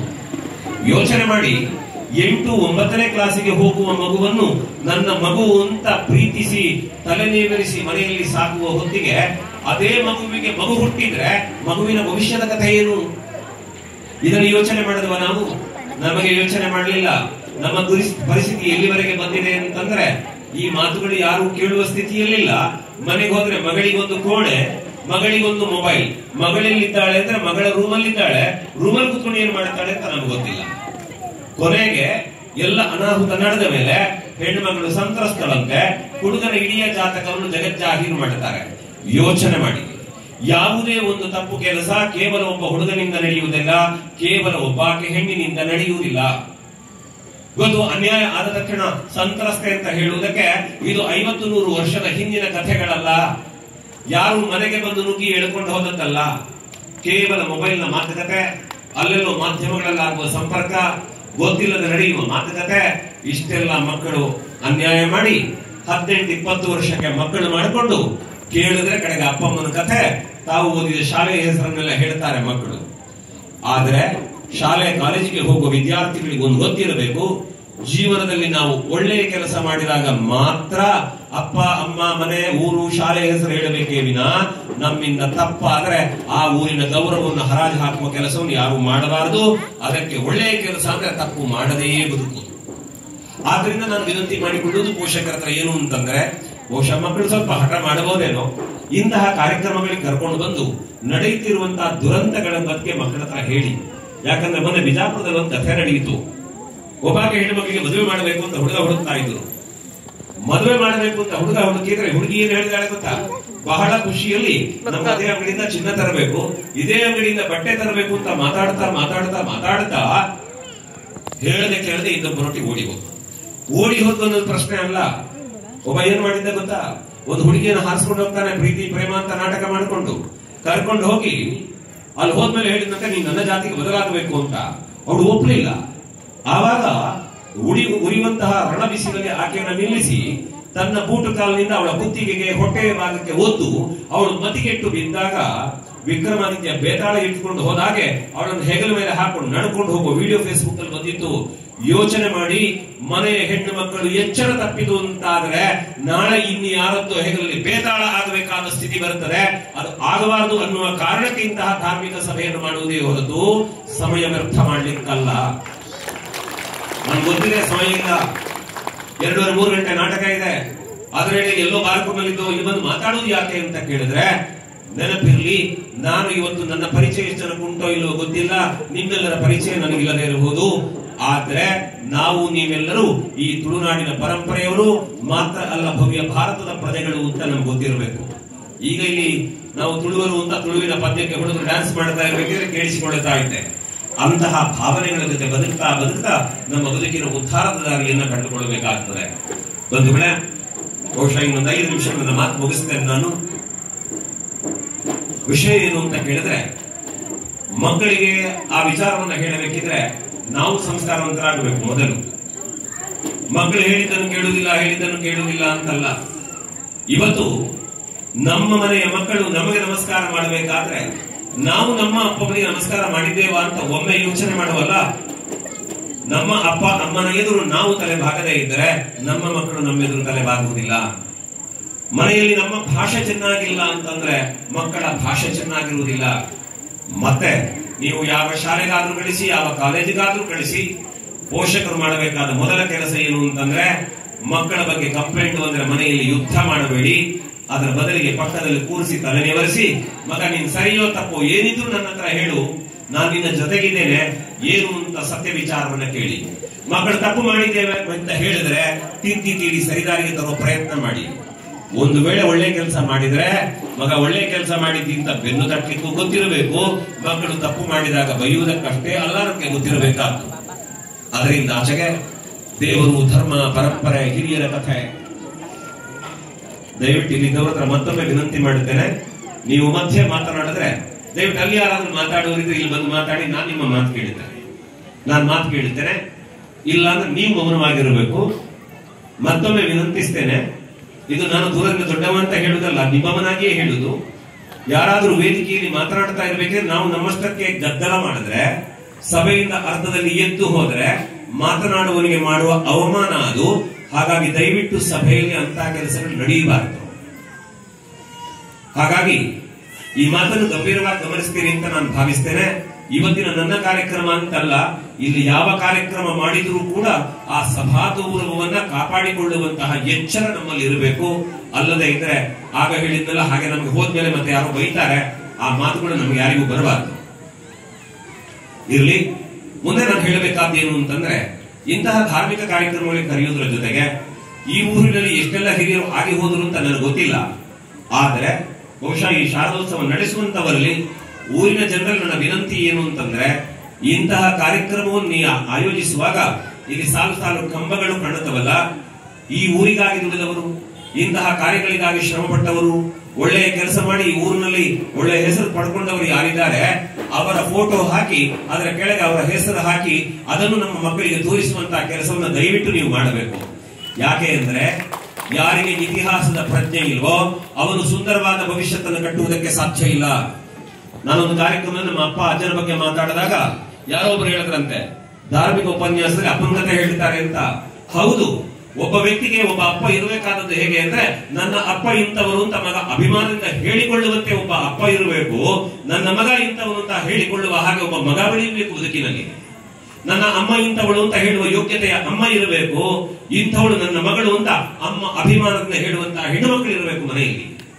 ಹಾಗಾಗಿ ಯಾರು ತನ್ನ ಮನೆಯ ಶ್ರೇಷ್ಠತೆಯನ್ನು ಹೇಳುವುದಕ್ಕೆ ಶಕ್ತನಾಗುತ್ತಾನೆ, ನಾಳೆ ತನ್ನ ಊರಿನ ಕಥೆಯನ್ನ ಹೇಳ್ತಾನೆ. ಅದಕ್ಕೋಸ್ಕರ ನಾನು ವಿನಂತಿ ಮಾಡುವುದು, ನಮ್ಮನ್ನು ಯಾರು ನೀವು ಕರೆಯದಿದ್ರೂ ಚಿಂತಿಲ್ಲ, ನಿಮ್ಮ ಊರಿನ ಶ್ರೇಷ್ಠರ ಕಥೆಯನ್ನು ನಿಮ್ಮ ಮಕ್ಕಳಿಗೆ ಹೇಳಿ. ಯಾಕೆ ಅಂದ್ರೆ ನಾಳೆ ನಿಮ್ಮ ಊರಿನ ಮಕ್ಕಳೇ ಇಂತಹ ಶಾರದೋತ್ಸವವನ್ನು ಮಾಡಬೇಕಾದ ಜವಾಬ್ದಾರಿ ಹೊತ್ತವರು ಭವಿಷ್ಯತ್ತಿನಲ್ಲಿ. ಇಂಥವರೇ ನಾಳೆ ಡಾಕ್ಟರ್ ಆಗಿ ಬರಬೇಕಾದವರು, ಇಂಥವರೇ ನಾಳೆ ವಕೀಲರಾಗಿ ಸಮಾಜದಲ್ಲಿ ಕಾಣಿಸಿಕೊಳ್ಳಬೇಕಾದವರು. ಎಲ್ಲಕ್ಕಿಂತಲೂ ಮಿಗಿಲು ನನ್ನ ಊರಿನಲ್ಲಿ ಏನೋ ಸಂಕಟ ಆಗಿದೆ ಅಂತ ಕೇಳಿದ್ರೆ ಹೆಗಲ ಮೇಲಿಂದ ಶಾಲೆಯನ್ನು ತಲೆಗೆ ಸುತ್ತಿಕೊಂಡು ಓಡುವುದಕ್ಕೊಬ್ಬ ಹುಡುಗ ಬೇಕಲ್ಲ, ಅಂತವರು ಈ ನೆಲದಲ್ಲಿ ಹುಟ್ಟಿ ಬರಬೇಕು ಅಂತಾದ್ರೆ ಇಂಥವರ ಕಥೆಯನ್ನು ಮಕ್ಕಳಿಗೆ ಹೇಳಬೇಕು. ಹಾಗಾಗಿ ಯಾರ್ಯಾರು ಈ ಜಗತ್ತು ಈ ನೆಲದ ಅಧಿಕಾರವುಳ್ಳವರು ಅಂತ ಕೇಳಿದ್ರೆ 3 ಜನ ಹುಡುಗಿದ್ರೆ ಮಧ್ಯೆ ಒಬ್ಬ ಪುಟ್ಟ ಹುಡುಗ ಇದ್ದ, ಸೊಂಟಕ್ಕೆ ಅವನು ಶಾಲ್ನಷ್ಟು ಉದ್ದಕ್ಕಿಲ್ಲ. ಅವನು ಖುಷಿ ಅನ್ನಿಸ್ತು ನನಗೆ. ಯಾಕೆ ಅಂದ್ರೆ ಇವತ್ತು ನಡೆದಾಡುವಾಗ ದೊಡ್ಡವರ ಜೊತೆ ನಡೆಯುವುದಕ್ಕೆ ಸಾಧ್ಯ ಆಗದೇ ಇದ್ರು ಅಪ್ಪನ ಹೆಗಲ ಮೇಲೆ ಕೂತ್ಕೊಂಡು ಕೇಸರಿ ಶಾಲ ಹಾಕೊಂಡು ಕೈ ಗುಪ್ಪೆ ಹಾಕ್ತಾನಲ್ಲ ಪುಟ್ಟ ಹುಡುಗ, ನಾಳೆ ಇದೇ ಊರನ್ನು ಗಟ್ಟಿಗೊಳಿಸುವುದಕ್ಕೆ ಅಂತ ಮಕ್ಕಳೇ ಬೇಕಾದದ್ದು ನಮಗೆ. ಅದಕ್ಕಾಗಿ ಆ ಮಕ್ಕಳು ಕುಣಿಯುವಾಗ ನನ್ನ ಮನೆಯ ಮಗು ಕುಣಿಯುತ್ತದೆ, ನಾನು ಚಪ್ಪಾಳೆ ತಡ್ತೇನೆ, ಇನ್ಯಾರ್ದು ಮನೆಯ ಮಗು ಕುಣಿಯುವುದಲ್ಲ, ನನ್ನ ಮಗು ಬರಲಿ ಅಂತ ಕಾಯಬೇಡಿ. ಯಾಕೆಂದ್ರೆ ಇನ್ಯಾರದ್ದು ಮನೆಯ ಹುಡುಗ ಈ ವೇದಿಕೆಯಲ್ಲಿ ಕುಣಿಯುವಾಗ ಇಲ್ಲಿ ಸೇರಿರುವ ನೀವೆಲ್ಲ ಚಪ್ಪಾಳೆ ಕೊಟ್ರೆ ನಾಳೆ ನಿಮ್ಮ ಮನೆಯ ಮಕ್ಕಳು ವೇದಿಕೆಯಲ್ಲಿ ಕಾಣಿಸಿಕೊಂಡಾಗ ಇಡೀ ಜಗತ್ತು ಚಪ್ಪಾಳೆ ಕೊಡುತ್ತದೆ. ಅಂತಹ ಹೃದಯ ಶ್ರೀಮಂತಿಕೆಯಿಂದ ನಾವು ಬದುಕಬೇಕು. ಮತ್ತೆ ಗೊತ್ತಿರಲಿ ನಿಮ್ಗೆ, ಶ್ರೀಮಂತರಿರ್ಬಹುದು, ಬಡವರಿರಬಹುದು, ಸುಖ ಕಷ್ಟಗಳಿರಬಹುದು, ಅದರ ಬಗ್ಗೆ ಯಾರಿಗೂ ಗೊಂದಲ ಬೇಡ. ಇನ್ನೊಂದು ಏನು ಗೊತ್ತಾ, ನಿಮ್ಗೆ 2 ಸರಿ ಮಾತಾಡಬೇಡಿ ಅಂತ ಹೇಳಿದ್ನಲ್ಲ, ಯಾಕೆ ಗೊತ್ತಾ? ಇವತ್ತು ನೀವಲ್ಲಿ ಕೂತಿದ್ದೀರಿ, ನಾನಿಲ್ಲಿ ಮಾತಾಡ್ತೇನೆ ಅಂದ್ರೆ ನಾನು ಬಹಳ ದೊಡ್ಡ ಮನುಷ್ಯ, ನೀವೆಲ್ಲ ಕೇಳಲಿಕ್ಕೆ ಬಂದವರು ಅಂತ ಅರ್ಥ ಅಲ್ಲ. ಇದೊಂದು ವ್ಯವಸ್ಥೆ ಮಾತ್ರ. ನೀವಲ್ಲಿ ಕೂತ್ಕೊಳ್ಳೋದು, ಇಲ್ಲಿ ನಾನು ಮಾತಾಡೋದು ವ್ಯವಸ್ಥೆ ಮಾತ್ರ. ಇಲ್ಲಿ ನೋಡಿ, ತಲೆಗೂದಲು ಬೆಳ್ಳಗಾದ ಹಿರಿಯರು ನಮ್ಮ ಕಣ್ಣ ಮುಂದಿದ್ದಾರೆ. ನನ್ನ ಅಜ್ಜನ ವಯಸ್ಸಿನವರು ಕೂತಿದ್ದಾರೆ ಸಭೆಯಲ್ಲಿ. ಅವರ ಜೀವನಾನುಭವ ಇದೆ, ಅವರ ಬದುಕಿನ ಆದರ್ಶಗಳಿವೆ, ಅವರ ಬದುಕಿನ ಕಷ್ಟದ ಕಥೆಗಳಿವೆ. ಈ ನೆಲದಲ್ಲಿ ಅವರು ಕಂಡಂತಹ ಸತ್ಯಗಳು ಅನೇಕ ಇದ್ದಾವೆ. ಆದ್ದರಿಂದ ನನಗಿಂತ ಹೆಚ್ಚು ಜೀವನಾನುಭವ ಇರುವ, ನನಗಿಂತ ಚೆನ್ನಾಗಿ ಮಾತನಾಡಬಲ್ಲ, ನನಗಿಂತ ಹೆಚ್ಚು ಈ ಸಮಾಜಕ್ಕೆ ಕೊಡುಗೆ ಕೊಟ್ಟವರೆಲ್ಲ ಇಲ್ಲಿದ್ದೀರಿ. ನೀವು ಕೆಳಗೆ ಕೂತದ್ದು ವ್ಯವಸ್ಥೆಯನ್ನು ಗೌರವಿಸುವುದಕ್ಕೆ ಹೊರತು ನಾನೊಬ್ಬ ದೊಡ್ಡವನು ಅಂತಲ್ಲ. ನನ್ನಂತಹ 1000 ಜನ ಈ ಸಭಾಂಗಣದಲ್ಲಿ ಕೆಳಗಿದ್ದೀರಿ. ಹಾಗಾಗಿ ಈ ವ್ಯವಸ್ಥೆ ಹೇಗೆ ಅಂದ್ರೆ, ನನ್ನನ್ನು ನೀವು, ನಿಮ್ಮನ್ನು ನಾನು ಗೌರವಿಸ್ತಾ ಬದುಕಿದರೆ ಆ ಬದುಕಿಗಿರುವ ಸೌಂದರ್ಯ, ಆ ಬದುಕಿನಲ್ಲಿರುವಂತಹ ಸುಖ ಇನ್ನೊಂದು ಕಡೆ ಇರುವುದಕ್ಕೆ ಸಾಧ್ಯ ಇಲ್ಲ. ಹಾಗಾಗಿ ನಾವು ನೀವು ಒಂದು ಅನ್ನುವ ಭಾವದಿಂದ ಬದುಕ್ತಾ ಹೋಗಬೇಕು. ಇವತ್ತು ಮಾತಾಡ್ಲಿಕ್ಕೆ ಪುರುಸೋತಿಲ್ಲ, ಆದ್ದರಿಂದ ನೀವು ಒಂದು ಸಂಗತಿ ಹೇಳಿಬಿಡ್ತೇನೆ. ಯೂಟ್ಯೂಬ್ ಅಲ್ಲಿ ನನ್ನ ಹೆಸರು ಹಾಕಿ ನೀವು ಹುಡುಕಿದ್ರೆ ಅದರಲ್ಲಿ ಒಂದಷ್ಟು ವಿಡಿಯೋಗಳಿದ್ದಾವೆ. ಅದರಲ್ಲಿ ಅಪ್ಪ ಅಮ್ಮನ ಜೊತೆಗಿನ ಬದುಕು, ಗುರು ಶಿಷ್ಯರ ಸಂಬಂಧ, ಸಾಮಾಜಿಕ ವ್ಯವಸ್ಥೆಯಲ್ಲಿ ಇರಬೇಕಾದ್ದು, ತಾಯಂದಿರ ಕಥೆ, 100 ಸಂಗತಿಗಳಿವೆ. ಪುರುಸೋತಿದ್ರೆ ಮನೆಗೆ ಹೋಗಿ ನೋಡಿ. ಇನ್ನು ನನ್ನ ಮುಕ್ತಾಯದ ಮಾತುಗಳನ್ನ ನಾಡಬೇಕು. ಒಳ್ಳೆಯ ಸಂದರ್ಭದಲ್ಲಿ ಚಪ್ಪಾಳೆ ಕೊಡಬೇಕು ಅಂತ ಆಗ ಹೇಳಿದ್ನಲ್ಲ, ಮನೆಗೆ ಹೋದ್ರೆ ಪುರುಸೋತಿದ್ರೆ KS ರಾಜಣ್ಣ ಅಂತ ಟೈಪ್ ಮಾಡಿ ಒಂದು ವಿಡಿಯೋ ನೋಡಿ. ಅವರ ಸಂದರ್ಶನ ಬರ್ತದಲ್ಲಿ ಅವರಿಗೆ ಪದ್ಮ ಪ್ರಶಸ್ತಿ ಬಂದಿದೆ. ಆ ಮನುಷ್ಯನಿಗೆ ಹುಟ್ಟಿದ್ರೆ 2 ಕೈ 2 ಕಾಲುಗಳಿಲ್ಲ. ಅವರು ಪದ್ಮ ಪ್ರಶಸ್ತಿ ಪಡ್ಕೊಂಡು ಬಂದಾಗ ಅವರ ಸಂದರ್ಶನ ಮಾಡಿದಾಗ ಹೇಳ್ತಾರೆ, ಈ ದೇಶದ ಪ್ರಧಾನಿಯ ಬಳಿ ಹೋಗಿ ನನಗವರನ್ನು ಕಂಡಾಗ ನನ್ನ ದೇಶದ ಪ್ರಧಾನಿಯಲ್ಲಿ ನನಗೆ ಜನ್ಮ ಕೊಟ್ಟ ತಾಯಿ ತಂದೆಯನ್ನು ನಾನು ಕಂಡೆ. ಇನ್ನೊಬ್ಬರಿಗೆ ಒಳ್ಳೆದಾದಾಗ ಚಪ್ಪಾಳೆ ತಟ್ಟಬೇಕು ಅಂದ್ರೆ ನನಗೆ ಕೈಗಳಿಲ್ಲ, ದೇವರು ನನ್ನ ಕೈಗಳನ್ನು ಕಿತ್ತುಕೊಂಡಿದ್ದಾನೆ. ಆದರೆ ನನಗೆ ಪದ್ಮ ಪ್ರಶಸ್ತಿ ಬಂದಾಗ ಭಾರತದ 140 ಕೋಟಿ ಭಾರತೀಯರು ನನಗೆ ಚಪ್ಪಾಳೆ ಕೊಟ್ಟರಲ್ಲ, ನನ್ನ ಬದುಕು ಸಾರ್ಥಕ ಅಂತ ಅವರು ಮಾತನಾಡ್ತಾರೆ. ನೋಡಿ, ಒಳ್ಳೆಯ ಸನ್ನಿವೇಶಗಳಲ್ಲಿ ಚಪ್ಪಾಳೆ ತಟ್ಟುವುದಕ್ಕೆ ಕೈ ಇಲ್ಲದಾಗ ನೋವಾಗುತ್ತದೆ. ದೇವರು ಕೊಟ್ಟ ಕೈ ಇರುವಾಗಲೂ ಚಪ್ಪಾಳೆ ತಟ್ಟದೆ ಕೂತರೆ ನಮಗೆ ನಾವು ಏನ್ ಹೇಳಬೇಕು ಹೇಳಿ? ಮೊನ್ನೆ ಒಂದು ಕಾರ್ಯಕ್ರಮದಲ್ಲಿ ದೊಡ್ಡ ಸಾಧನೆ ಮಾಡಿದವರು, ದೊಡ್ಡ ಸಾಧನೆ ಮಾಡಿ ಮಾನ ಸಮ್ಮಾನಗಳು ನಡೆದು ಊರಿಗೆ ಹೆಸರು ತಂದ ಪುಣ್ಯಾತ್ಮ ಅವರ ಬಗ್ಗೆ ಮಾತಾಡಿ ಅವರಿಗೆ ಚಪ್ಪಾಳೆ ಗೌರವ ಕೊಡಿ ಅಂದ್ರೆ ಕೆಲವರು ಕೈ ಇದ್ದು ಕೂಡ ಅಂಗವಿಕಲರು ಹಾಗೆ ಕೂತರು. ಒಬ್ಬರಿಗೆ ಎದ್ದು ನಿಂತು ಸಭೆಯಲ್ಲಿ ಗೌರವ ಕೊಡಿ ಅಂತ ಹೇಳಿದ್ರೆ ಕೈಕಾಲು ಸರಿ ಇದ್ದು ಕೈಕಾಲು ಮುರಿದವರಂತೆ ಕುರ್ಚಿಗೆ ಅಂಟಿಕೊಂಡ್ರು. ಯಾಕೆ? ಇನ್ನೊಬ್ಬಲ್ಲಿರುವ ಒಳ್ಳೆತನವನ್ನು ಗೌರವಿಸುವ ಬುದ್ಧಿ ಯಾಕೆ ಬರಲಿಲ್ಲ ನಮಗೆ? ನೆನಪಿರಲಿ, ಇನ್ನೊಬ್ಬನ ಒಳ್ಳೆಯ ವಿಚಾರವನ್ನು ಗೌರವಿಸದ ಕಾರಣದಿಂದ, ಇನ್ನೊಬ್ಬಲಿರುವ ಶ್ರೇಷ್ಠತೆಯನ್ನು ಮೆಚ್ಚಿಕೊಳ್ಳದ ಕಾರಣದಿಂದ, ಇನ್ನೊಬ್ಬನ ಮನೆಯ ಸಂಕಟ ನನ್ನ ಸಂಕಟ ಅಂತ ನಾವು ಯೋಚನೆ ಮಾಡದೇ ಇರುವ ಕಾರಣದಿಂದಲೇ ಇವತ್ತು ನಾವು ಕಷ್ಟಕ್ಕೆ ಸಿಲುಕಿದ್ದೇವೆ. ಹಾಗಾಗಿ ನಿಮ್ಮಲ್ಲಿ ವಿನಂತಿ ಏನು ಅಂತಂದ್ರೆ, ಅದರಲ್ಲೂ ಮಕ್ಕಳ ವಿಷಯದಲ್ಲಿ ನಿಮ್ಮ ಮನೆಯ ಮಕ್ಕಳು ದಾರಿ ತಪ್ಪಿದ್ರು ಅಂತ ಯಾರಾದ್ರೂ ಹೇಳಿದ್ರೆ ಹೋಗಿ ಅವರಿಗೇ ಬೈಬೇಡಿ, ಮಕ್ಕಳನ್ನು ವಿಚಾರಿಸಿ. ನಿಮ್ಮ ಅಕ್ಕಪಕ್ಕದ ಮಕ್ಕಳು ಮನೆಯ ದಾರಿ ತಪ್ತಾ ಇದ್ದಾರೆ ಅಂತ ಗೊತ್ತಾದ್ರೆ ಅದು ಅವರ ಮನೆಯ ಹುಡುಗಿ, ಅವಳಿಗೆ ಸೊಕ್ಕು ಜಾಸ್ತಿ, ಅವಳು ಕಲ್ತದ್ದು ಹೆಚ್ಚಾಯ್ತು ಅಂತ ಊರಿಡೀ ಹಂಚಿಕೊಂಡು ಬರಬೇಡಿ. ಆ ಹೆಣ್ಣು ಮಗುವಿನ ಮನೆಗೆ ಹೋಗಿ ಹೇಳಿ, ನನಗೆ ಹೀಗೆ ಅಂತ ಅನ್ನಿಸಿದೆ, ಚೂರು ಯೋಚನೆ ಗಮನ ಇಡಿ ಅಂತ ಪ್ರೀತಿಯಿಂದ ಹೇಳಿ. ಆದ್ರೆ ಬಂದು ಹೇಳಿದವರಿಗೆ ತಿರುಗಿ ಬೈಯುವ ಕೆಲಸ ಮಾಡಬೇಡಿ. ಯಾಕೆಂದ್ರೆ ಒಂದು ಕಾಲೇಜಲ್ಲಿ ಒಬ್ರು ಹುಡುಗಿ, ಪ್ರಾಯಕ್ಕೆ ಬಂದ ಹುಡುಗಿ, ಹುಡುಗರ ಜೊತೆ ಮಕ್ಕಳಾಟಿಕೆ ಮಾಡ್ತಿರಬೇಕಿದ್ರೆ ಲೆಕ್ಚರರ್ ಮನೆಗೆ ಫೋನ್ ಮಾಡಿ ಹೇಳಿದ್ರಂತೆ, ಹೀಗೆ ನಿಮ್ಮ ಹುಡುಗಿ ಸ್ವಲ್ಪ ತಪ್ಪು ಕೆಲಸ ಮಾಡ್ತಾಳೆ, ಚೂರು ಬುದ್ಧಿ ಹೇಳಿ ಅಂತ. ಮನೆಯಲ್ಲಿ ಅಮ್ಮ ಹೇಳಿದ ತಕ್ಷಣ ಇವಳು ಕೋಣೆಗೆ ಹೋಗಿ ಕೈ ಗೀರ್ಕೊಂಡು ತಲೆ ಕೂದಲು ಚೆಲ್ಕೊಂಡು ಏನು ಕಣ್ಣೀರು ಹಾಕೊಂಡು ಕೈಯಲ್ಲಿ ಚೂರಿ ಇಟ್ಕೊಂಡೇ ಬಂದಿದ್ದಾಳೆ, ನೀನ್ ಮಾತಾಡಿ ಚೂರಿ ಹಾಕೊಂಡು ಸಾಯ್ತೇನೆ ಅಂತ ಅಮ್ಮ ಸಮಾಧಾನ ಮಾಡಿದ್ರು. ಕಾಲೇಜಿಗೆ ಕರ್ಕೊಂಡೋಗಿ ಹಿಂಗ್ಸ್ ಮಾಡಿದ್ದೇನು ಗೊತ್ತಾ? ಇರುವ ಎಲ್ಲರ ಎದುರುಗಡೆ ಆ ಲೆಕ್ಚರರಿಗೆ ನೀನ್ ಯಾವಳೆ ನನ್ನ ಮಗಳ ಬಗ್ಗೆ ಮಾತಾಡ್ಲಿಕ್ಕೆ ಅಂತ ಬೈದು ಬಿಟ್ರು. ಯೋಚನೆ ಮಾಡಿ, ಕಾಲೇಜಿಗೆ ಹೋಗೋ ಹುಡುಗಿ ತಪ್ಪು ಮಾಡಿ ಅವಳು ಇನ್ಯಾರತ್ತೋ ಪಾಲಾಗಿ ಫ್ರಿಜ್ ಅಲ್ಲಿ 32 ತುಂಡಾದ್ರೆ, ಅತ್ಯಾಚಾರ ಮಾಡಿ ಯಾರಾದ್ರೂ ಬಿಸಾಡಿದ್ರೆ ಕಾಲೇಜಿನ ಲೆಕ್ಚರರಿಗೆ ನಷ್ಟ ಇಲ್ಲ. ಅವರಿಗೆ ಕಾಲೇಜಲ್ಲಿ ಸಂಬಳ ಕೊಡ್ತಾರೆ, ಪಾಠ ಮಾಡಿ ಹೋಗ್ಬೋದು. ಆದ್ರೆ ಹಾಗಲ್ಲ, ನನ್ನ ಕಾಲೇಜಿಗೆ ಬರುವ ವಿದ್ಯಾರ್ಥಿನಿ ನನ್ನ ಮಗಳು ಅನ್ನುವ ಪ್ರೀತಿಯಿಂದ ಜಾಗ್ರತೆಗೆ ಅಪ್ಪ ಅಮ್ಮನಿಗೆ ಸುದ್ದಿ ಮುಟ್ಟಿಸಿದ್ರೆ, ಅಪ್ಪ ಅಮ್ಮನೆ ಹೋಗಿ ಲೆಕ್ಚರರ್ ಬೈದ್ರೆ ತಪ್ಪು ಯಾರದ್ದು? ಹಾಗಾಗಿ ಯಾರ ಮನೆಯಲ್ಲಿ ಶಾಲೆ ಕಾಲೇಜಿಗೂ ಹೋಗುವ ವಿದ್ಯಾರ್ಥಿಗಳಿದ್ದಾರೆ, ದಯವಿಟ್ಟು ಅವರ ಬಗ್ಗೆ ಗಮನ ಇಡಿ. ತಪ್ಪು ಮಾಡಿದಾಗ ಪ್ರೀತಿಯಿಂದ ತಿದ್ದಿ ಹೇಳಿ. ಶಾಲೆ ಕಾಲೇಜಲ್ಲಿ ಪೇರೆಂಟ್ಸ್ ಮೀಟ್ ಇದ್ದಾಗ ಮಾತ್ರ ಹೋಗುವುದಲ್ಲ, ಅಥವಾ ಮಕ್ಕಳ ಬಗ್ಗೆ ಕಂಪ್ಲೇಂಟ್ ಬಂದಾಗ ಯುದ್ಧ ಮಾಡ್ಲಿಕ್ಕೆ ಹೋಗುವುದಲ್ಲ. ಪುರುಸೋತಿರುವಾಗ ಶಾಲೆ ಕಾಲೇಜಿಗೆ ಹೋಗಿ ಮಕ್ಕಳ ಬಗ್ಗೆ ವಿಚಾರಿಸಿ ಮಕ್ಕಳಿಗೆ ಶಿಕ್ಷಣ ಕೊಟ್ಟ ಗುರುಗಳಿಗೆ ಧನ್ಯವಾದ ಹೇಳುವ ಕೆಲಸವನ್ನು ದಯವಿಟ್ಟು ನೀವು ಮಾಡಬೇಕು. ಹಾಗಾಗಿ ಇಂತಹ ಪ್ರೀತಿಯಿಂದ ಬದುಕೋಣ. ಮತ್ತೆ ಒಂದು ಗೊತ್ತಿರಲಿ, ಈ ಊರಲ್ಲಿ ಇಷ್ಟು ಜನ ಇದ್ದೀರಲ್ಲ, ನಮ್ಗೆ ಯಾರಿಗೂ ಕೀಳರಿಮೆ ಬೇಡ. ನಾವು ಹೆಂಗಸರು, ನಾವು ಗಂಡಸರು, ನಮ್ಮ ಹತ್ರ ದುಡ್ಡಿಲ್ಲ, ಅವರು ಶ್ರೀಮಂತರು, ನಾವು ನಡ್ಕೊಂಡು ಬಂದೆವು, ಅವ್ರು ಕಾರಲ್ಲಿ ಬಂದ್ರು, ಇಲ್ಲ. ದೇವರು ಅವರಿಗೆ ಕೋಟ್ಯಂತರ ದುಡ್ಡು ಕೊಟ್ಟು ಕಾರಲ್ಲಿ ತಿರುಗುವ ಯೋಗ ಕೊಟ್ಟಿದ್ದಾರೆ, ಶ್ರೀಮಂತಿಕೆ ಕೊಟ್ಟಿದ್ದಾರೆ. ಆ ಶ್ರೀಮಂತಿಕೆ ಅವ್ರು ಕಾರ್ ಇಟ್ಕೊಂಡು ಬಂದು ಈ ಕಾರ್ಯಕ್ರಮ ಚಂದ ಮಾಡಿ ಕೊಟ್ಟಿದ್ದಾರಲ್ಲ, ದೇವರು ಅವರಿಗೆ ಕೊಟ್ಟ ಶ್ರೀಮಂತಿಕೆ ಇನ್ನಷ್ಟು ಹೆಚ್ಚಾಗಲಿ ಅಂತ ನಾವು ಪ್ರಾರ್ಥನೆ ಮಾಡೋಣ. ನಮಗೆ ಇವತ್ತು ಬಡತನ ಇದ್ರೆ ನಾಳೆ ದೇವರು ಶ್ರೀಮಂತಿಕೆಯನ್ನು ಕೊಡ್ತಾರೆ, ಅದಕ್ಕಾಗಿ ಕಾಯೋಣ. ಯಾಕೆಂದ್ರೆ 5 ಬೆರಳುಗಳ ಕತೆ ಕೇಳಿರ್ಬೇಕು ನೀವು. ಹೆಬ್ಬೆರಳು ಹೇಳುತ್ತಂತೆ ನಾನೇ ದಪ್ಪ, ನನ್ ಮರ್ಯಾದೆ ಕೊಡಿ ಅಂತ. ತೋರ್ಬೆರಳು ಹೇಳುತ್ತಂತೆ ನೀನ್ ದೊಡ್ಡವನಾಗುವುದು ಹೇಗೆ, ಯಾರನ್ನ ತೋರಿಸ್ಲಿಕ್ಕೆ ನಾನು ಬೇಕಲ್ಲ, ಆದ್ರಿಂದ ನಾನು ಶ್ರೇಷ್ಠ ಅಂತ. ಮಧ್ಯದ ಬೆರಳು ಹೇಳುತ್ತಂತೆ ಇಲ್ಲ, ಎಲ್ಲರಿಗಿಂತ ಎತ್ತರ ನಾನು, ನನಗೆ ಮರ್ಯಾದೆ ಕೊಡಬೇಕು ನೀವು ಅಂತ. ಪಕ್ಕದ ಬೆರಳು ಹೇಳುತ್ತಂತೆ ನೀವ್ ಯಾರೆಷ್ಟು ಏನೇ ಆದ್ರೂ ಉಂಗುರ ಎಲ್ಲ ಹಾಕೋದ್ ನನಗೆ, ಆದ್ರಿಂದ ನಾನೇ ಶ್ರೇಷ್ಠ ಅಂತಂತೆ. ಕಿರಿಬೆರಳು ಪಾಪ ಆಚೀಚೆ ನೋಡ್ಕೊಂಡು ಹೇಳ್ತಂತೆ ನೀವೆಲ್ಲ ದೊಡ್ಡವರೇ, ನನಗೇನು ಬೇಜಾರಿಲ್ಲ, ನನಗೆ ಒಂದೇ ಸಮಾಧಾನ ಏನು ಅಂತಂದ್ರೆ ಗುರುಗಳಿಗೆ ದೇವರಿಗೆಲ್ಲ ಕೈ ಮುಗಿಬೇಕಿದ್ರೆ ಅವರಿಗೆ ಮೊದಲು ನಾನೇ ಕಾಣಿಸ್ತೇನಲ್ಲ, ಸಾಕು ನನಗೆ ಅಂದ್ರೆ ವಿಷಯ ಇಷ್ಟೇ. ಈ ಸಮಾಜದಲ್ಲಿ ದೇವರು ಒಬ್ಬೊಬ್ಬರಿಗೆ ಒಂದೊಂದು ಜಾಗ ಕೊಟ್ಟಿದ್ದಾರೆ. 5 ಬೆರಳು ಪ್ರೀತಿಯಿಂದ ಜೊತೆಯಾಗಿ ನಿಧಾನಕ್ಕೆ ಪ್ರೀತಿಯಿಂದ ಒಟ್ಟಾಗಿ ಬಗ್ಗಿದ್ರೆ ಮಾತ್ರ ಒಂದು ತುತ್ತು ತಿನ್ನುವುದಕ್ಕೆ ಸಾಧ್ಯ ಆಗ್ತದೆ.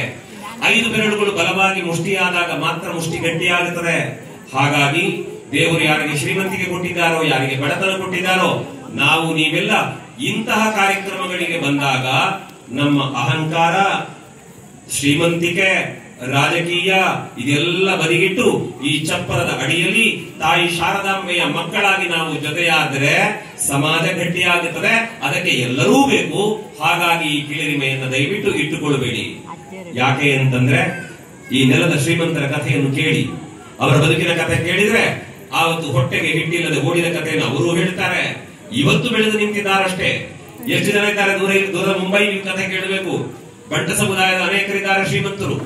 ಆದ್ರೆ ಊರಿನಲ್ಲಿ ಹೊಟ್ಟೆಗಿಲ್ಲ ಅನ್ನೋ ಕಾರಣಕ್ಕೆ ದೂರದ ಮುಂಬೈಗೆ ಹೋಗಿ ಫುಟ್ಪಾತ್ ಅಲ್ಲಿ ಮಲಗಿ 2 ಬೆರಳಲ್ಲಿ ಹಿಡ್ಕೊಂಡು ಬ್ರೆಡ್ ತಿಂದು ರಾತ್ರಿ ಹೋಟೆಲ್ ಅಲ್ಲಿ ಲೋಟ ತೊಳೆದು ಬದುಕು ಕಟ್ಟಿಕೊಂಡ ಒಬ್ಬ ಹುಡುಗನೇ 16 ವರ್ಷಗಳ ಪರಿಶ್ರಮದಿಂದ ಕೋಟ್ಯಧಿಪತಿಯಾಗಿ ಬೆಳೆದು ನಿಂತು ಸ್ವಂತ ಉದ್ಯಮ ಮಾಡಿ ನಮ್ಮ ಊರಿನ ಕಾರ್ಯಕ್ರಮಗಳಿಗೆ ಇವತ್ತು ಬೆಂಬಲ ಕೊಡ್ತಾ ಇರುವುದು.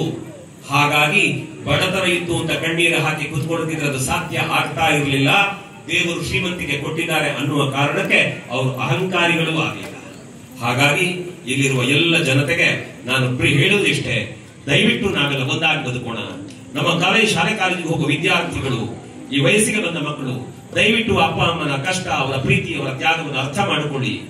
ಮತ್ತೊಂದು ಇರಲಿ, ನಮ್ಮ ಜೀವನದಲ್ಲಿ ನಾವು ಒಳ್ಳೆಯ ಕೆಲಸ ಮಾಡಿ ಊರಿಗೆ ಹೆಸರು ಬಂದ್ರೆ ಆ ಸಂಭ್ರಮ. ಮತ್ತೆ ಯಾರೆಲ್ಲ ಈ ಕೇಸರಿ ಹಾಕೊಂಡೆಲ್ಲ ತಿರುಗಾಡ್ತಾರಲ್ಲ ಹುಡುಗರು, ಅವರು ಯಾರ ಮನೆಯವರಿದ್ದಾರೆ ಅಂತ ಕೇಳಬೇಡಿ.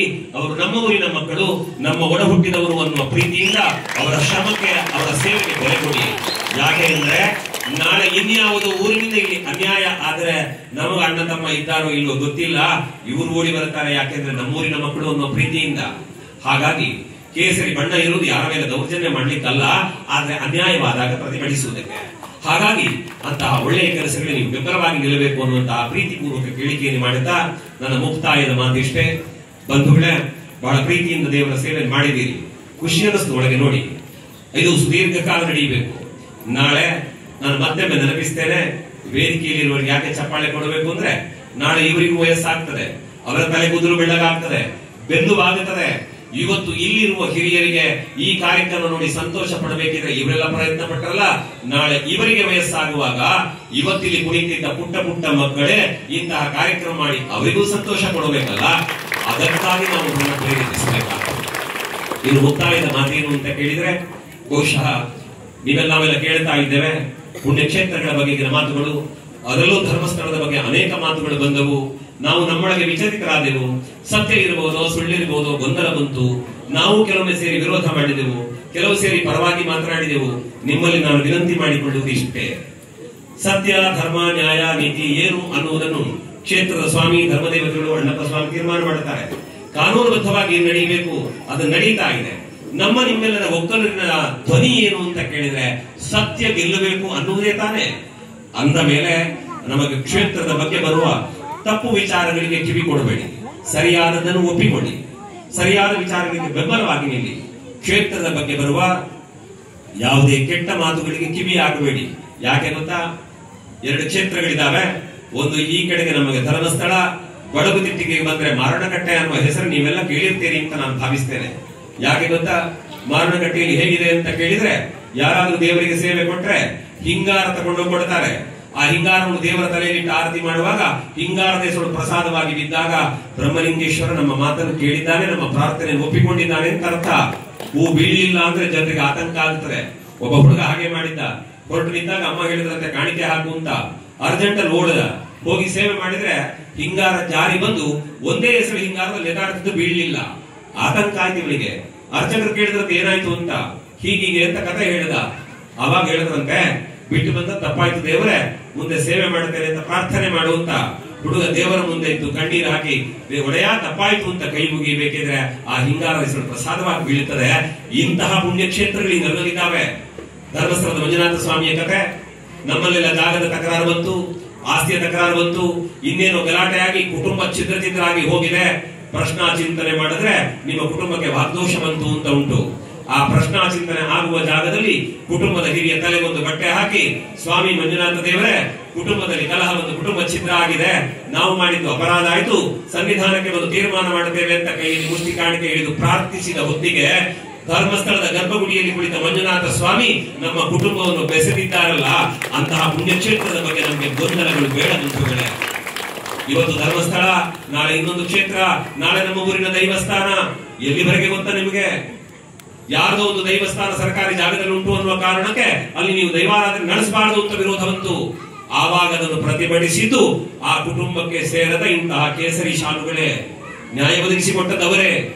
ಆದ್ದರಿಂದ ಭಯೋತ್ಪಾದನೆ ಇರಬಹುದು, ಮತಾಂತರ ಇರಬಹುದು, ಅಥವಾ ಇನ್ನಿತರ ಹೆಣ್ಣು ಮಕ್ಕಳ ಮನಸ್ಸನ್ನು ಪರಿವರ್ತನೆ ಮಾಡುವ ದುಷ್ಕೃತ್ಯಗಳಿರಬಹುದು, ದೇವಸ್ಥಾನಗಳ ಆಕ್ರಮಣ ಇವತ್ತು ಅಲ್ಲೆಲ್ಲೋ ನಡೆಯಿತು ಅಂತ ಕಾಶ್ಮೀರದ ಕತೆ ಕೇಳ್ತಾ ಇದ್ದದ್ದು ಇವತ್ತು ಹತ್ರ ಬರ್ತಾ ಇದೆ. ನಾಳೆ ನಮ್ಮ ಮನೆಯ ಅಂಗಳಕ್ಕೆ ಬರುವುದಕ್ಕಿಂತ ಮೊದಲು ನಾವು ಜಾಗೃತರಾಗಬೇಕು.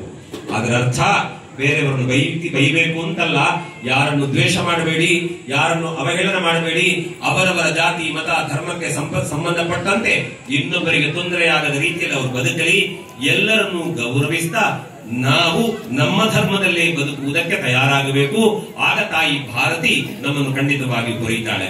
ಇನ್ನು ಕಟ್ಟ ಕಡೆಯ ಪ್ರಶ್ನೆ, ಒಮ್ಮೆ ದಯವಿಟ್ಟು ಎಲ್ಲರೂ ಈ ಕಡೆ ಕಿವಿ ಕೊಡಿ ಮತ್ತು ಪ್ರಾಮಾಣಿಕವಾಗಿ ಒಮ್ಮೆ ಕೈ ಎತ್ತಬೇಕು. ಶಾಲೆ ಅಲ್ಲ, ಆದರೆ ಯಾರ ಮನೆಯಲ್ಲಿ ಭಾರತಾಂಬೆಯ ಫೋಟೋ ಉಂಟು, ಎಷ್ಟು ಜನರ ಮನೆಯಲ್ಲಿ ಉಂಟು? ಒಮ್ಮೆ ಕೈ ಎತ್ತಿ ಅಂತೆ. ಭಾರತಾಂಬೆಯ ಫೋಟೋ ಯಾರ ಮನೆಯಲ್ಲಿ ಇಲ್ಲ ಉಂಟು ಅಂತ ಟ್ಯಾಬ್ಲೋದಲ್ಲಿ ಬಂತಲ್ಲ, ಅಂತಹ ಭಾರತಾಂಬೆಯ ಫೋಟೋ ಯಾರ ಮನೆಯಲ್ಲಿ ಉಂಟು? ಕೈ ಕೆಳಗೆ ಬಿಡಿ. ಒಮ್ಮೆ ಯೋಚನೆ ಮಾಡಿ. ನಮ್ಮ ಮನೆಯಲ್ಲಿ ನಮ್ಮ ಹಿರಿಯರ ಫೋಟೋ ಇದೆ, ಆಗಿ ಹೋದವರದು. ನಮ್ಮ ಗಂಡ ಹೆಂಡತಿದ್ದು ಫೋಟೋ ಇದೆ, ಮಕ್ಕಳಂತಿದೆ, ಎಲ್ಲ ಇದೆ. ದೇವರ ಫೋಟೋ ಇದೆ, ಭಾರತಾಂಬೆಯ ಫೋಟೋ ಇಲ್ವಲ್ಲ. ನೆನಪಿಟ್ಟುಕೊಳ್ಳಿ, ತಾಯಿ ಭಾರತಿ ನಮ್ಮನ್ನು ಎಲ್ಲರನ್ನೂ ಸಾಕುತ್ತಾ ಇದ್ದಾಳೆ. ನಮಗೆ ಉಣ್ಣುವುದಕ್ಕೆ ಅನ್ನ, ಕುಡಿಯುವುದಕ್ಕೆ ನೀರು, ಉಸಿರಾಡುವುದಕ್ಕೆ ಗಾಳಿ ಎಲ್ಲವನ್ನು ಕೊಟ್ಟು ಪೋಷಿಸಿದವಳು ತಾಯಿ ಭಾರತಿ. ಯಾರ ಮನೆಯಲ್ಲಿ ಭಾರತಾಂಬೆಯ ಫೋಟೋ ಇಲ್ವೋ, ಈ ನವರಾತ್ರಿ, ಈ ವರ್ಷದ ಈ ಶಾರದಾ ಉತ್ಸವದ ಶಾರದಾ ಪೂಜೆಯ ನೆನಪಿಗಾಗಿ ದಯವಿಟ್ಟು ನಿಮ್ಮ ಮನೆಯಲ್ಲಿ ಭಾರತಾಂಬೆಯ ಫೋಟೋವನ್ನು ತಗೊಂಡೋಗಿ ದಯವಿಟ್ಟು ಇಟ್ಟುಕೊಳ್ಳಿ. ನಿಮ್ಮ ಮನೆಯಲ್ಲಿ ದೇವರ ಫೋಟೋಗೆ ಹೂ ಬಿಡುವಾಗ ಭಾರತಾಂಬೆಯ ಫೋಟೋಗೂ ಒಂದು ಹೂವಿಟ್ಟು ಕೈ ಮುಗಿದು ನಿಮ್ಮ ಮಕ್ಕಳನ್ನು ತೋರಿಸಿ ಹೇಳಬೇಕು, ಮಗ, ಇವಳು ತಾಯಿ ಭಾರತಾಂಬೆ ನಮ್ಮೆಲ್ಲರನ್ನೂ ಕಾಪಾಡಿದವಳು ಮಗ, ಅವಳು ಮೆಚ್ಚುವಂತೆ ಬದುಕಬೇಕು ಅಂತ ನೀವು ನಿಮ್ಮ ಮಕ್ಕಳಿಗೆ ಹೇಳಿಕೊಡಬೇಕು. ಹಾಗಾಗಿ ಈ ಬಾರಿಯ ಶಾರದಾ ಪೂಜೆಯ ಸವಿ ನೆನಪಿಗೆ ನಿಮ್ಮೆಲ್ಲರ ಮನೆಯಲ್ಲಿ ಭಾರತಾಂಬೆಯ ಫೋಟೋವನ್ನು ಇಟ್ಟುಕೊಳ್ಳಬೇಕು ಅಂತ ನಾನೊಬ್ಬ ಭಾರತೀಯನಾಗಿ ನಿಮ್ಮಲ್ಲಿ ಪ್ರಾರ್ಥನೆ ಮಾಡುತ್ತೇನೆ.